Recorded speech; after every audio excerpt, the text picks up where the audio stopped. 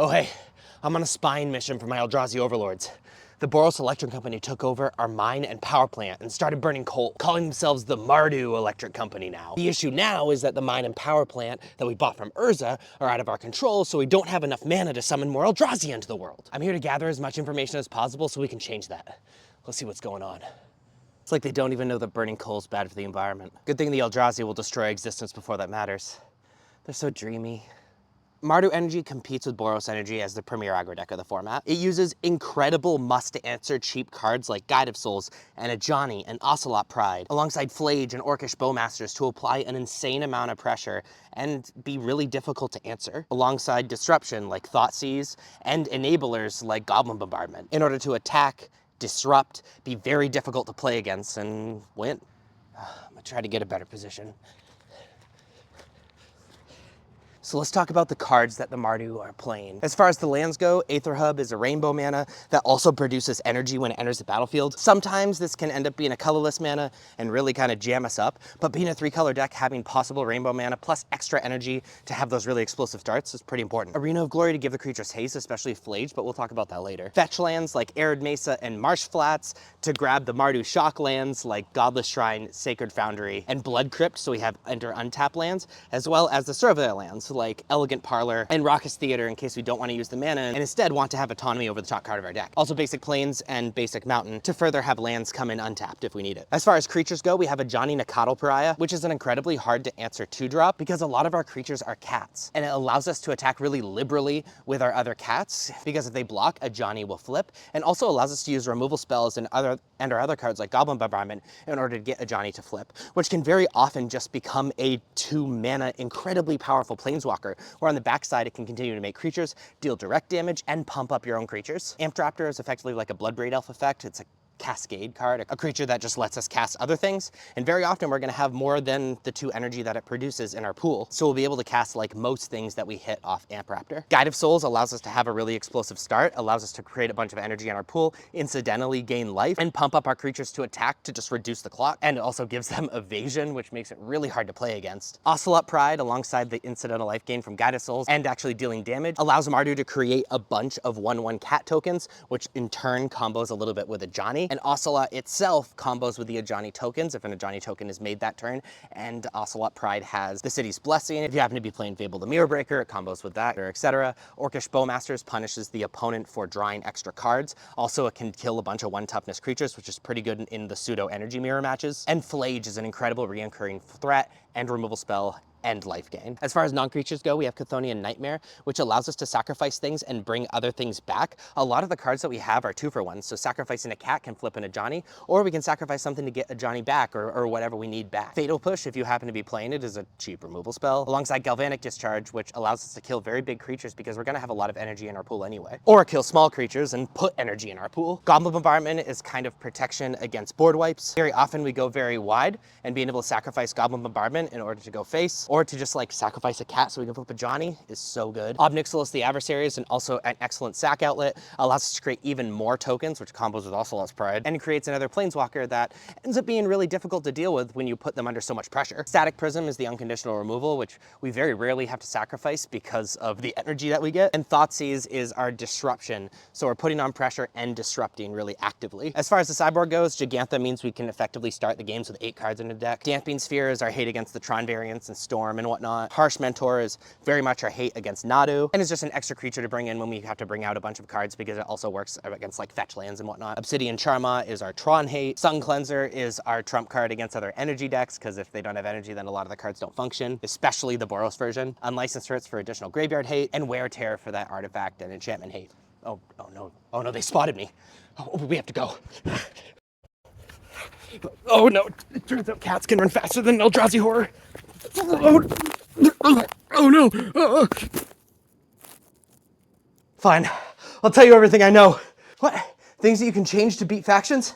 Well, we know about your flex slots. In this version of Energy, there are 4 flex slots. The Chthonian Nightmare, 2 Goblin Bombardment, and the 4 Thoughtseize. In these slots, you could play the 4 Marionette Apprentice, the 2nd Chthonian Nightmare, 4 Fatal Push, the 3rd Obnixilis the Adversary, and the 4th Static Prison. In the sideboard, there are 7 flex slots. The 2 Obsidian Charma, the 3rd Sun Cleanser, 2 Unlicensed Hearse, and the 2 Damping Sphere. In those slots, you could have 2 Celestial Purges, 2 Fatal Push, 2 Nihil Spellbomb, 3rd Obsidian Charma, 3 Rakdos Charm, which is pretty sweet against Nadu, if that deck still exists by the time this is posted, and 2 Surgical Extraction. Now, as far as cool combos and synergies with the deck, I've already talked about Arena of Glory, alongside really any creature of the deck, but it's really in the deck for escaping Flage, because it allows you to bring back Flage and it have haste, so it can attack immediately after it comes back, so you get 2 triggers from Flage, plus 6 damage coming in, which is an 18-point life swing because you gain 6 and deal 12 total. Ajani Nakatl Pariah combos with pretty much any removal spell or sacrifice. So sacrifice effects like Goblin Bombardment and Chthonian Nightmare and Obnixilis the Adversary allows you to flip a Johnny if you sacrifice a cat, which can be giant swings. That alongside with any non-exile removal, things like Fatal Push and Galvanic Discharge, just targeting your own cat can also flip a Johnny, which is pretty good in response to removal spells on a Johnny. Ocelot Pride combos with pretty much any token maker besides Orcish Bowmasters because there's 0/0 army and another army will be made but immediately dies. But if you have the City's Blessing and you played in a Johnny, on the end step you get another one of those 2/1s in addition to the creatures that are made with Obnixilis or Marionette Apprentice, whatever you want. Remember, Galvanic Discharge can just be used to get energy, which can be relevant if you're trying to push through damage with Guide of Souls, or if something gets pumped out of range, you can just choose to pay 0 energy and just put 3 energy in your pool. And always remember to stack triggers when you have a Guide of Souls and play an Amp Raptor. Stack the triggers so that Guide of Souls resolves first, so you have the 3rd energy for when you cascade with Amp Raptor, so that you can cast anything you hit. Also similar to Galvanic Discharge, remember that Static Prison can just be played for the energy if you really need it, though it will exile one of your opponent's permanents. Also in the energy mirror against opposing Sun Cleansers, Static Prison doesn't require energy in order to exile something, and you get the energy after it's exiled. So you can play Static Prison to get rid of your opponent's Sun Cleanser and you still get that 2 energy and their opponent's Sun Cleanser is gone. How long are you gonna hold me here? What?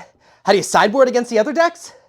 Well, okay. We know that against Bant Nado, you bring in 3 Harsh Mentor and 2 Wear Tear, bring out 2 Obnixilis, a Chthonian Nightmare, and 3 Orcish Bowmasters. Harsh Mentor because it triggers on basically anything your opponent wants to do, especially on Shuko. Wear Tear deals with Urza Saga and Shuko, and the 2 mana creature enchantment that I can't remember the name of. And the cards we're taking out don't really do anything. Orcish Bowmasters can hit that 2 mana enchantment creature, but doesn't punish any card draw, so we don't worry about it. Against Boros Energy and Mardu Energy, you're bringing in the 3 Sun Cleanser, bringing out the 2 Obnixilis, because it doesn't really interact, and bringing out a single Thoughtseize because we need to be proactive rather than stopping what their opponent's doing. Against Jeskai Control, you're bringing in the 3 Sun Cleansers because it stops Galvanic Discharge and Wrath of the Skies, and the 2 Unlicensed Hearse just adds another threat in the deep late game, and it stops Flage from coming back, which can really seal the deal. And bringing out 2 Static Prism and 3 Galvanic Discharge. Against Gora's Vengeance, you're bringing in the 2 Unlicensed Hearse, obviously it's the Graveyard Hate, and bringing out 2 Galvanic Discharge because we don't really care about answering that stuff. Against Eldrazi Tron, you're bringing in the 2 Obsidian Charma and into Damping Sphere and out 4 Galvanic Discharge because Galvanic Discharge doesn't really answer things super cleanly, and we want to be attacking the mana. Against Dimir Murktide, we're bringing in 2 Unlicensed Hearse, bringing out 2 Obnixilis the Adversary because we want to be able to interact with their tempo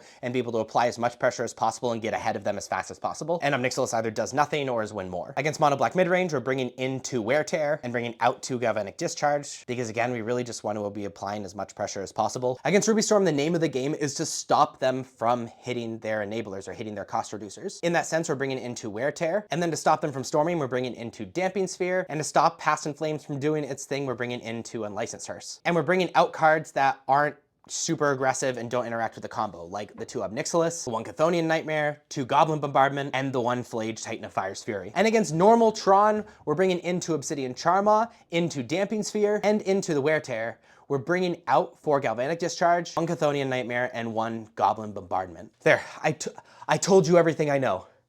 What are you gonna do with that? You're gonna take the Eldrazi out of me? No. No, I don't want to. No!